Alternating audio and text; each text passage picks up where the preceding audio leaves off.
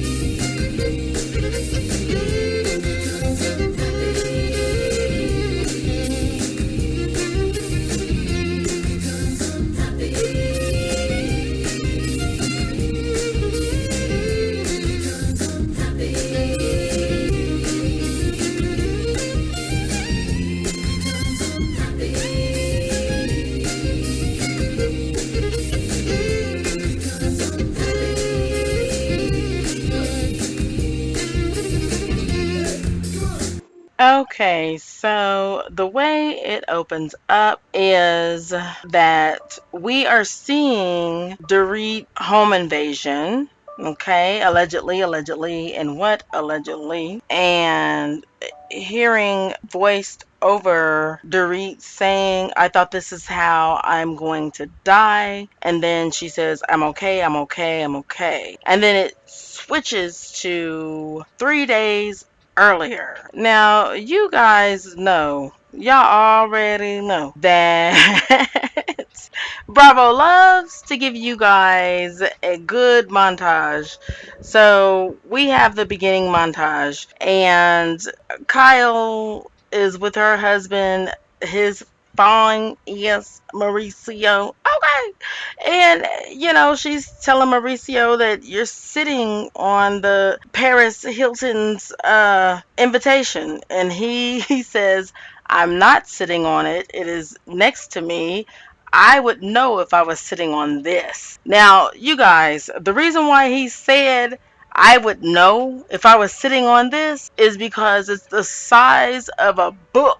It's the size of a good piece of like a dictionary or encyclopedia, the things that back in my day, I we didn't have the internet. We had to look in encyclopedias. Oh my gosh. And my parents had a collection of encyclopedias, and I had to literally look in the encyclopedias. So anyway, it's the size of, I don't know what to tell people these days, but anyway, it's the size of a real live dictionary. And it's Tiffany blue. And Mauricio says that he's surprised it's not pink. And Kyle is just like, isn't that cute? Isn't it cute though?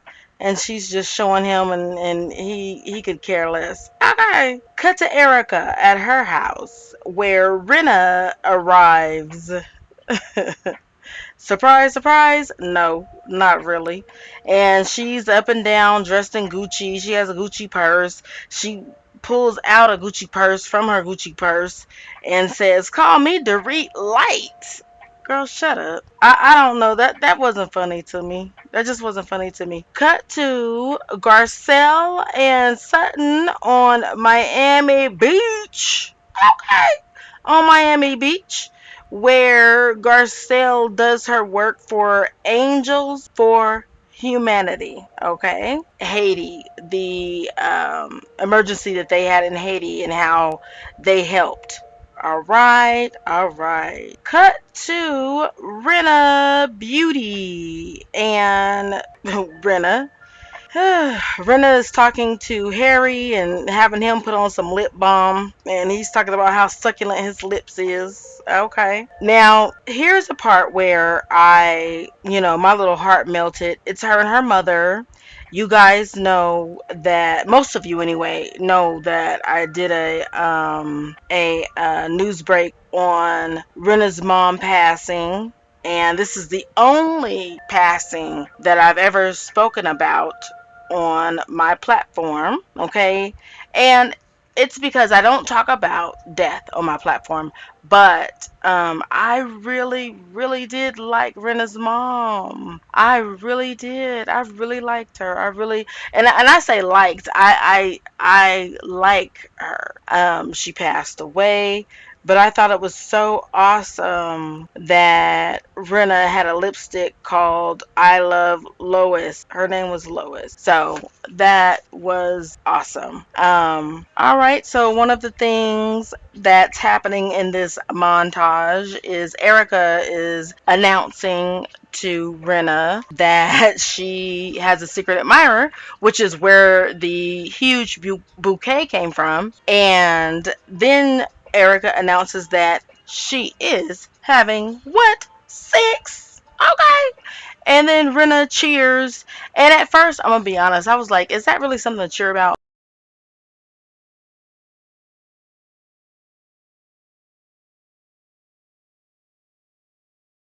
Moving right along to Sutton and Crystal, okay? They are getting along and they have been seen at baseball games, which we do remember. I know y'all remember last season Sutton saying that she owns a baseball game. She didn't know, not a baseball game, Lord help me, a baseball team due to her husband, blah, blah, blah. And we see a picture of Sutton and Crystal at a baseball game, and they're joking, like, oh, who would have thought baseball would bring us together? And so they seem cool right now. And I like it, and I hope that that remains true. Okay. Now, what we do hear Crystal saying, because they cut to her confessional where she says that she knows what it means when Sutton is being cheeky. Oh boy, cheeky. All right. So I looked up cheeky. Cheeky, I'm going to insert it here, but cheeky means like being shady, basically. And so Crystal is saying, yeah, we get along, but I know when Sutton's being cheeky. Now, she says that because she's kind of referring back to the Watch What Happens Live, which is what also Rena refers back to when she speaks to Erica, that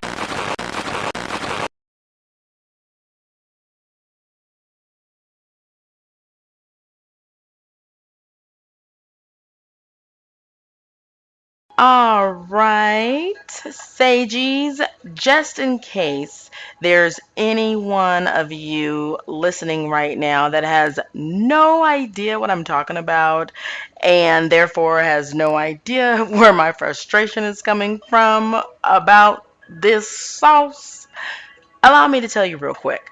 So last season, Rena and her husband threw Garcelle a surprise birthday party gathering, and he made some meat sauce. And it was delicious, they said. Everyone said. So the next day, Rena and her husband drove out to Garcelle's home, and Rena made it seem like that was a big effort. So I don't know how far they live from each other, but apparently there's a distance.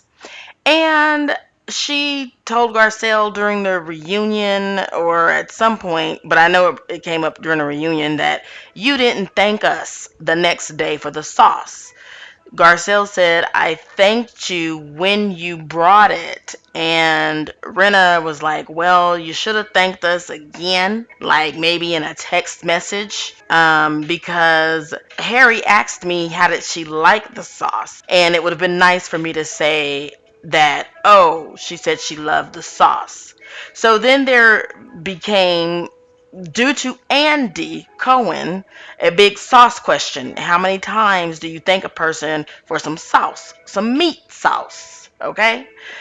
And he asked that question of Sutton when she was on Watch What Happens Live. Sutton pointed out that she had not received a thank you from Lisa on a Elton John benefit that she allowed them to, have a seat at her table. Those tables, and I may be wrong because I did not look it up, but those tables, I believe, are $10,000 or upwards. Okay. So, anyway, Sutton said she didn't get a thank you for that. And then Lisa Rinna blew her lid. All right. So, what you are getting ready to hear right now is Sutton's reaction to Lisa Rinna's reaction. And we, on this first episode, have to continue to hear about the damn meat sauce and, Lisa Rinna trying to make it a big deal about the table. She sat at the bottom line. Let me tell y'all something. The bottom line is she sat at her table. She sat at Sutton's table. So, and she didn't thank her. Anyway, listen to what Sutton has to say. Listen to what Sutton has to say, okay? And then we're going to move on, okay? Because I may not report not another time on this damn meat sauce issue. Because this all stems from meat sauce. And I'm over it, okay? This happened last season. I will not allow Lisa Rinna to bring in last season's meat sauce. It's spoiled. It's over. You throw that in the trash. Okay? It ain't good no more, girl. All right, listen to what Sutton had to say. My point was really that it doesn't matter when you're friends. It doesn't matter if you get a thank you note or not, no matter what. And, maybe Elton John did send her an invitation, but I paid for her seats. And so that's it. It's no big deal. I'm not mad. I wasn't mad at her for not sending me a thank you note. And I did also say on Watch What Happens Live that, maybe it was just miscommunication. Mm-hmm. It's not a big deal. Have you spoken to her since or no? Well, I sent her a text just like, it's not a big deal. But she seems to maybe it's a bigger deal for her, maybe.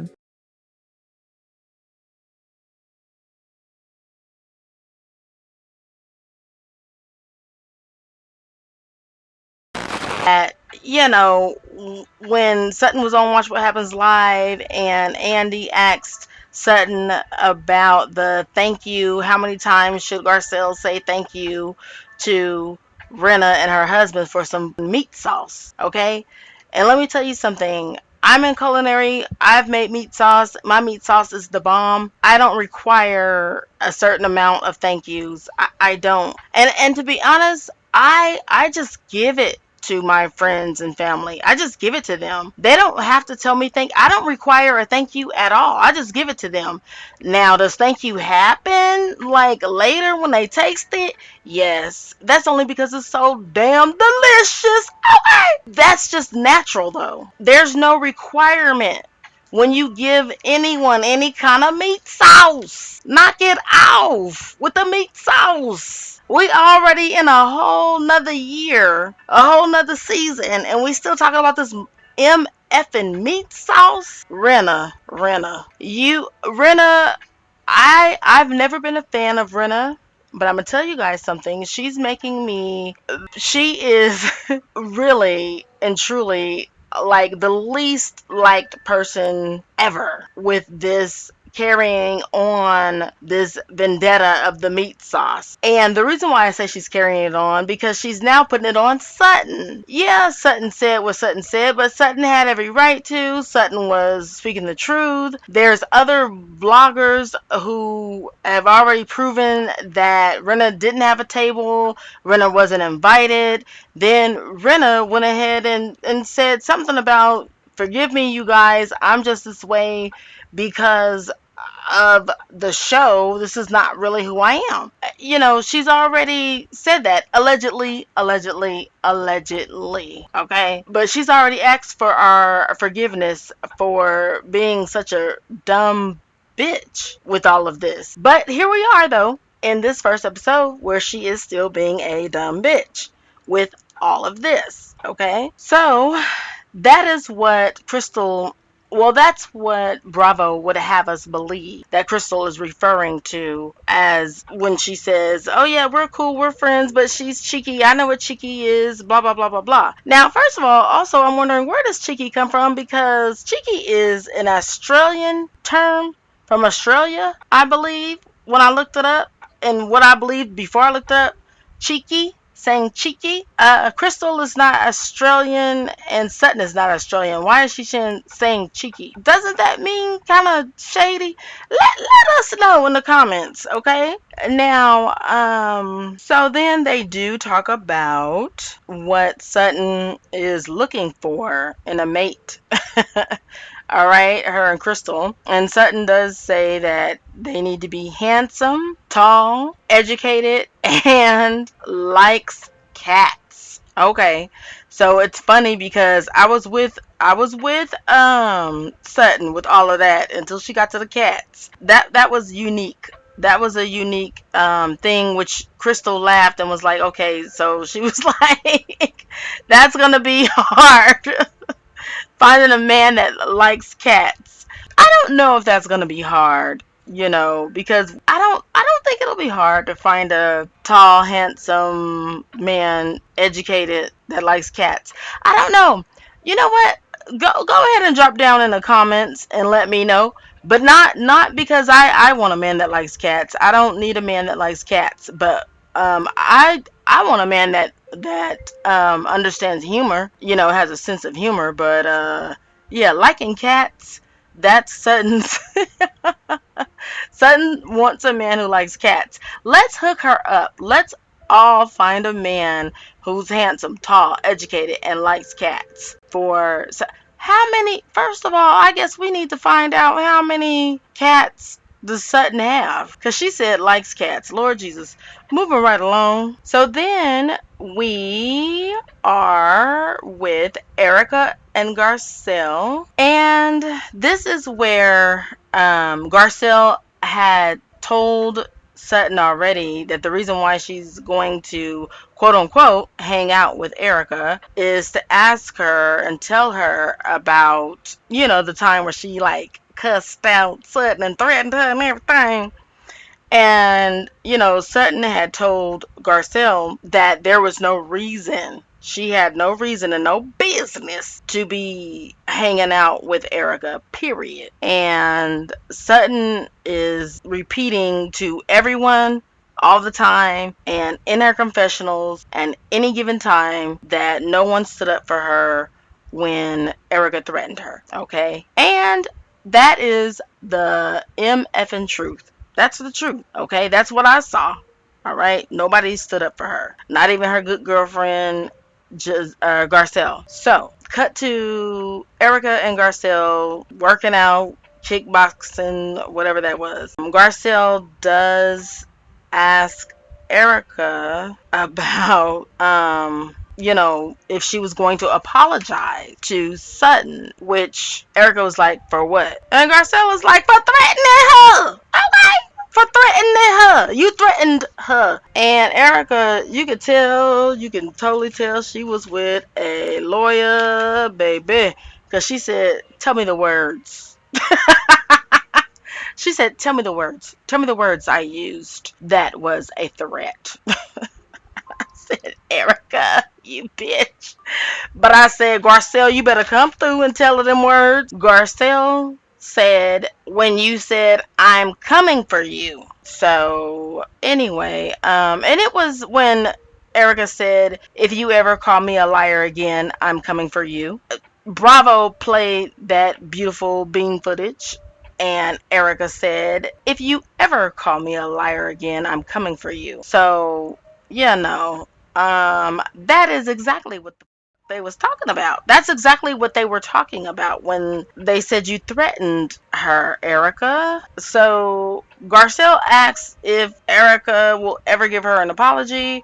Erica says, "Hell no." Okay. She says, "Hell no." And then Erica proceeds to say that everything that Sutton was asking about was disproven. So Garcelle is trying to make sense of it with Erica on why she won't give an apology to Sutton. Erica says the reason why is because Sutton led the charge. But Garcelle says, didn't all the women have questions? And Erica says, yes, but Sutton led the charge, and everything that Sutton said has been disproven. This is when we kind of see Garcelle's eyes roll a bit, and cut to Garcelle in her confessional saying, that we have not heard anything saying that anything has been disproven. Then cut to, you know, Erica saying that Bravo needs to do their due diligence on it. So Bravo needs to figure it out, find it and figure it out, what her lawyer said and how she's innocent. Okay. And I'm going to leave that right there because I'm not going to search any effing thing to find out whether she's innocent or not. All I know is what I said last season, which is she should give back to the victims, period. Period. It doesn't matter if she's guilty of anything or not. She still should give back to victims. And I even went as far as saying, even though if she gives back to the victims, some people said that that may make her look guilty, but she could do it anonymously. And in my reading, I gave 3 examples, 3 ways where she could do it anonymously, okay? And that's where I stand. Moving right along. Cut to Kyle's house where they are hugging and crying, crying and hugging, crying, crying, crying, hugging, hugging, hugging, crying, crying. Okay, so it's a cry and hug get together. And, Dorita's there reenacting everything, which is weird to me because I wouldn't be able to do that. And she lets them know that she left her children at home in the place that she got robbed and life was, being held. I don't know. That's weird. She left her kids there with security and Bub's assistant. It's still weird to me. It's weird to me. Because me personally, knock on wood, I wouldn't leave my child. I wouldn't. I don't know. I wouldn't. But anyway, everybody's different. And so she's there receiving, she being Dorit is there receiving hugs from the women. And then PK arrives, and now this is what was weird to me though. PK arrives, but before he arrives, he calls Kyle, and Kyle says, "Yes, oh, okay. Dorita's here, so just come here." Why did he call Kyle first? Why didn't he call Dorit, his wife? That was weird. That was weird to me. That was weird to me. And I had thought maybe her phone was with the police being investigated and, whatever for fingerprints. But then later we see she has her phone. So she has her phone. Why the heck would your husband, right when he touches town, call your friend and not you? And then I kind of assumed like, oh, well, maybe he knew that Dorit was there, but she said Dorit is here. Dorit is here. She had to let him know. Kyle told him Dorit was there. So why would you call Kyle first? That was weird to me. That was just weird to me. But anyway, and I know you guys may be like, you're reading too much into it. Maybe I am, but it's still weird to me. Because to me, he should have called Dorit first. And if he decides to call Kyle, he should have known already that Dorit was there. So that would mean Kyle wouldn't have to announce and tell him Dorit is here. Okay. Okay. But anyway, so Dorita's there. She acts it out 2 times. Because she acts it out for the women. Then Mo comes with his fine ass. Okay. Okay. Oh, Mauricio. Mauricio. Mauricio. He could lick my toe, honey. So, anyway, she repeats it again for Mauricio. I'm sorry, y'all. Okay. And then her husband comes. He arrives after he calls Kyle. Okay. So then they're there and they're doing a lot of hugging and crying. And then Kyle says, we're going to eat. And Garcelle says, we're going to eat? There's food? And it's funny. That was funny to me. Because I didn't know that it was food either. I didn't know it was food. I just thought it was a hug and crying party. Because I was wondering what's the theme of this. And I'm not trying to be funny, but I was like, what's the theme of this? I guess hugging and crying. Okay. And I didn't expect for there to be any food. And so when Kaya was like, okay, you guys, let's eat. And then Garcelle said, there's food? I was like, there's food? Oh, okay, so this is more than this is not just a hug and crying party, it's a hug and crying dinner party. Okay, okay. Now, let me tell you guys something before we go out. All right, because we getting ready to go out. Oh my gosh. So, the internet is abuzz trying to make it seem like Dorit's kiss on the shoulder of Mauricio means something. And I just think that thank you for your kindness kiss on the shoulder. All right. Now, if any of you are listening that truly feel like what the internet is saying is true, because I'm not gonna repeat it here. I ain't gonna repeat it because I think it's nonsense. But if you feel like it's true, go ahead and drop down in the comments and then we'll talk about it. We'll talk about it. But it didn't originate with me, so I'm not going to put it on here like that. But I think I'm going to ask the originator for some kind of interview or something. All right, so stay tuned, okay? And be safe. Wash your hands. Thank you so much for your support. Continue to come back because I will be doing this for all of the episodes. Okay. All right. Bye.